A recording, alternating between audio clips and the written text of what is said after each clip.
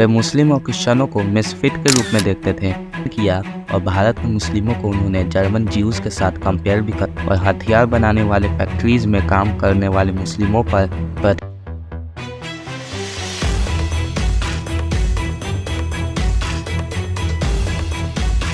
सावरकर के हिंदुत्व कॉन्सेप्ट ने मुस्लिमों और क्रिश्चियनों को छोड़ हिंदुओं की सांस्कृतिक और राजनीतिक एकता पर जोर दिया।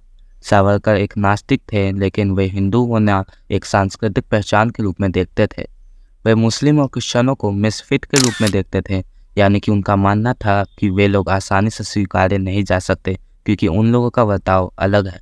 उन्होंने इन पर यह भी आरोप लगाया कि ये लोग हिंदुओं को नष्ट करना चाहते हैं, और वीर सावरकर ही वे थे जिन्होंने हिंदू राष्ट्र की बात की थी।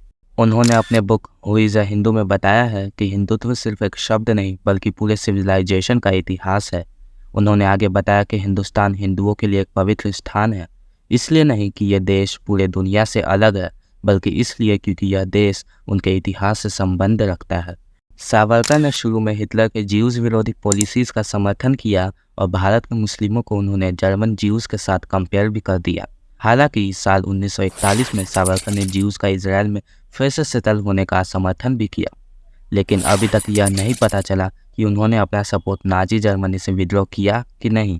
हालांकि 15 अगस्त 1961 को उन्होंने नेहरू के कायर लोकतंत्र के खिलाफ और हिटलर के नाजी आइडियोलॉजी के पक्ष में बात की। शुरू में उन्होंने भारत को ब्रिटिश से स्वतंत्र कराने की बात की, वहीं बाद में उन्होंने अपने लेखों में क्रिश्चियन और मुस्लिमों से हिंदुओं को स्वतंत्र कराने की बात की।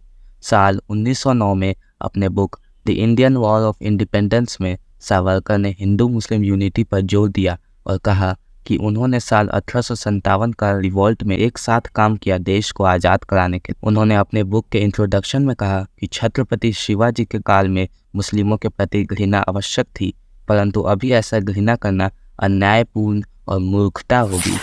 1923 तक जब उनका book essentials of Hindutva publish हुआ, तब उन्होंने हिंदू मुस्लिम यूनिटी पर जोर देना बंद कर भारतीयों को छोड़ केवल हिंदुओं पर फोकस किया। जब वे 1921 में सेलुलर जेल से रत्नागिरी के एक जेल में गए, तब से उनका हिंदुत्व पर लेख बढ़ गया।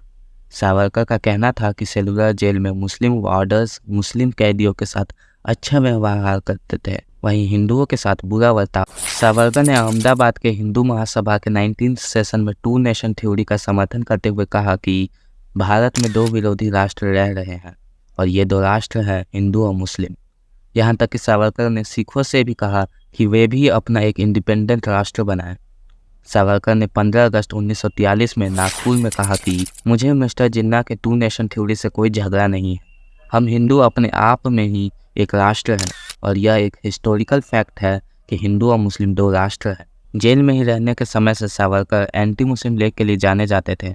सावरकर भारतीय पुलिस और सेना में मुस्लिमों को गद्दार के रूप में देखते थे। उन्होंने यह वकालत की कि भारतीय पुलिस और मिलिट्री में से मुस्लिमों की संख्या को कम किया जाए और हथियार बनाने वाले फैक्ट्रीज में काम करने वाले मुस्लिमों पर प्रतिबंध लगाया जाए। सावरकर ने भारतीय मुस्लिमों के लिए चिंतित होने के कारण गांधी को क्रिटिसाइज भी किया। आप इस सावरकर के हिंदुत्व कॉन्सेप्ट पर क्या सोचते हैं, हमें कमेंट सेक्शन में जरूर बताएं।